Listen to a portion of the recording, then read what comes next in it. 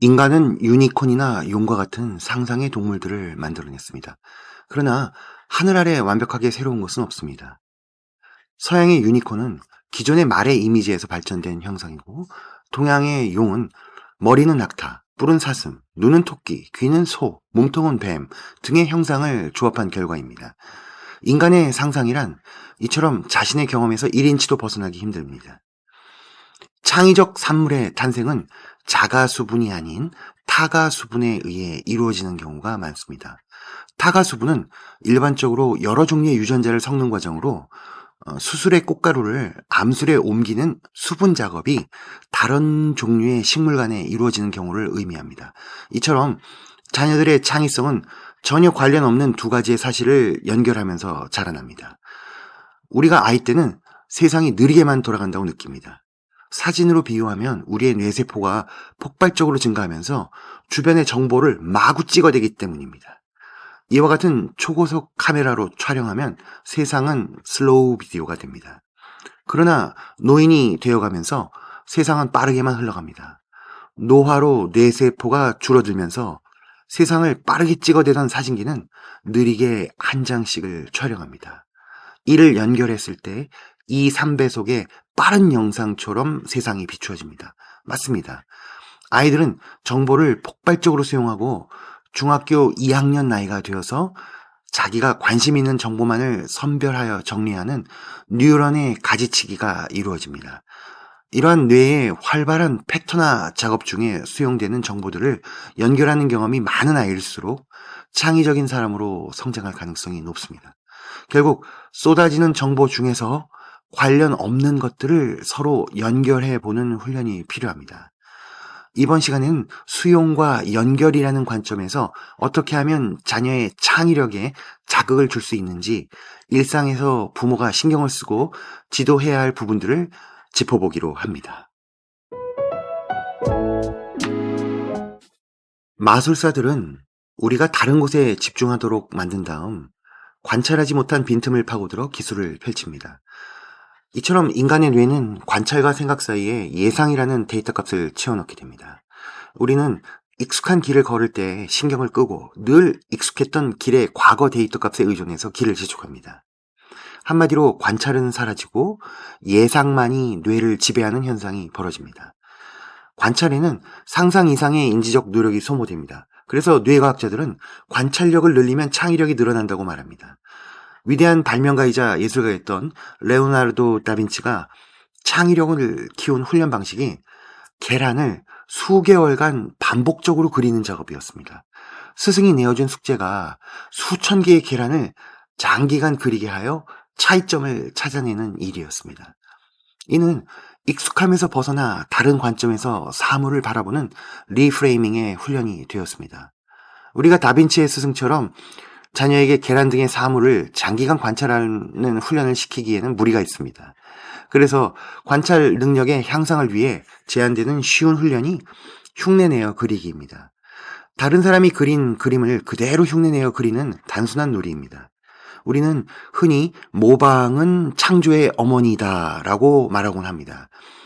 기존에 존재하는 것을 자신만의 독특한 시각으로 다르게 받아들이고 표현하는 것은 다빈치의 예처럼 창조적 작업의 기틀이 됩니다.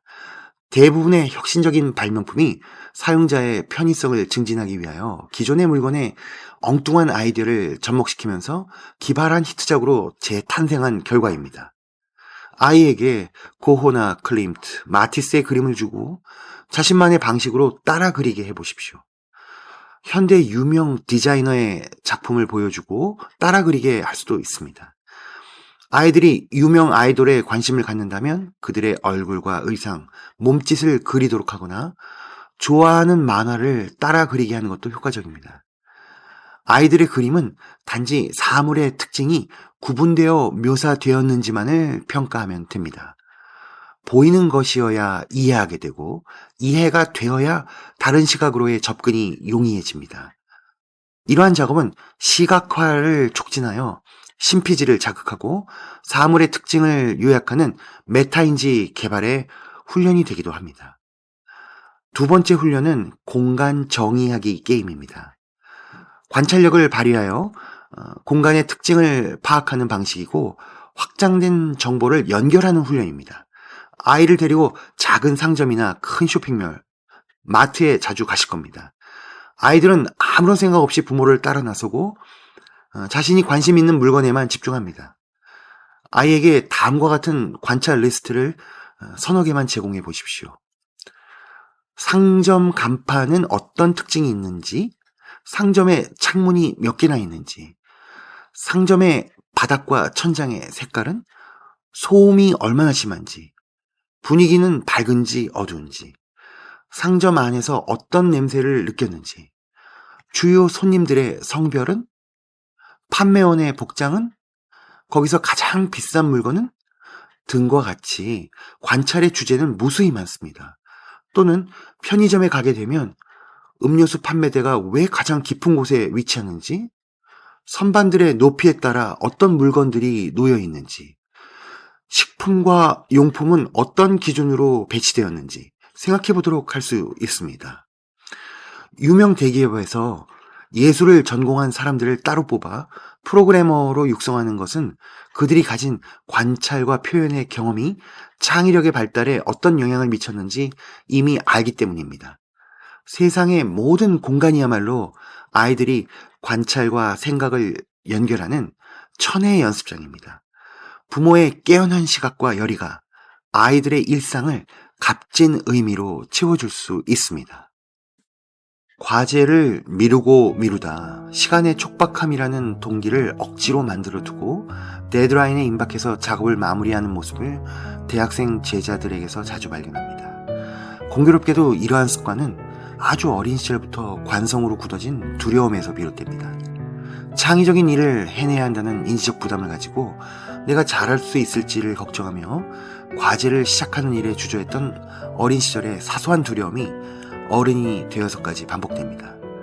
글로 써내야 하는 대부분의 학교 과제들이 좋은 평가를 받아야 한다는 부담에서 처음부터 쓰고 고치고를 반복하다가 더딘 과제 수행으로 이어집니다. 만약 이러한 부담 없이 일단 무작정 써내려가고 기초 자료로 다 만든 다음에 여유를 가지고 고치며 다듬는 습관으로 굳어졌다면 아이는 더 나은 효율적인 방식으로 양질의 산물을 만드는 현명한 어른이 되었을지 모릅니다.